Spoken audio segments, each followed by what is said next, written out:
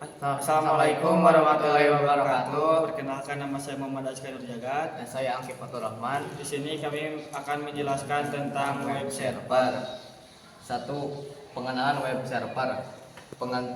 Pengertian web server. Web server adalah perangkat lunak atau perangkat keras yang menyajikan konten dan aplikasi web kepada pengguna melalui protokol HTTP atau HTTPS. Fungsi web server berperan sebagai tempat penyimpanan file, situs web, dan menjalankan aplikasi web yang dapat diakses melalui browser oleh klien. 2. Komponen utama web server. Server software. Beberapa perangkat lunak web server yang umum digunakan adalah Apache, dan Microsoft IIS. Setiap web server memiliki konfigurasi dan fitur berbeda yang dapat disesuaikan dengan kebutuhan. Database biasanya terintegrasi dengan database untuk menyimpan data aplikasi web. Contohnya MySQL, PostgreSQL, MongoDB. Middleware, layanan atau aplikasi tambahan yang digunakan untuk menangani logika bisnis, autentikasi, dan lainnya, misalnya PHP, Node.js, atau Python untuk backend.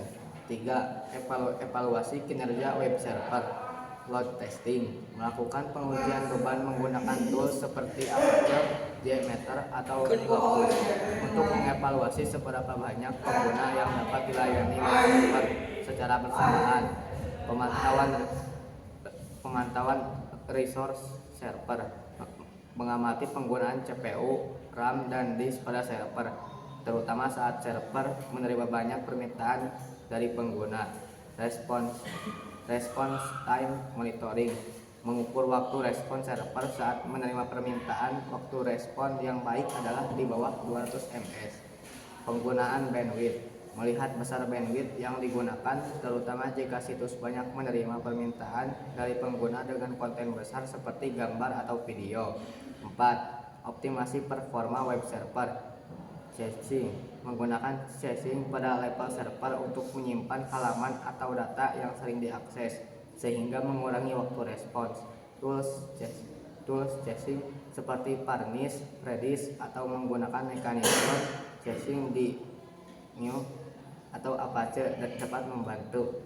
Compression, mengaktifkan kompresi seperti GZIP atau Brotli untuk mengurangi ukuran file yang dikirim dari server ke klien sehingga mempercepat loading time.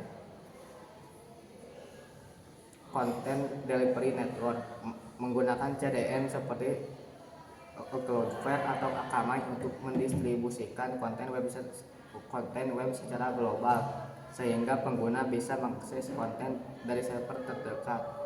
Load balancing, jika server melayani banyak permintaan, load balancing dengan alat seperti hproxy atau ELB di AWS dapat mendistribusikan beban ke beberapa server. 5. Evaluasi keamanan web server. Konfigurasi SSL atau TLS, mengaktifkan HTTPS dengan SSL atau TLS untuk mengeksekusi data yang ditransfer atau antara server dan klien. Tools seperti SSL Labs dapat digunakan untuk menguji kekuatan konfigurasi SSL. Hardening web server, menerapkan praktik keamanan seperti membatasi metode HTTP yang diizinkan, menentukan listing, dan membunyikan versi server. 6. Tools untuk memonitoring dan evaluasi web server. Nagios, JBX, atau Grafana digunakan untuk pemantauan performa secara real time, termasuk resource server seperti CPU, memori, disk, dan jaringan. Google Analytics dan tools pengurangan web. Google dapat membantu dalam memahami pola pengguna situs oleh pengguna, sedangkan tools seperti PageInsights atau GTmetrix membantu dalam mengevaluasi waktu loading dan memberikan saran otomatis. 7. Troubleshooting web server. Masalah koneksi. Jika pengguna mengalami kesulitan mengakses situs, perlu dilakukan pencegahan konektivitas jaringan dan status server, termasuk status DNS jika akses melibatkan nama domain.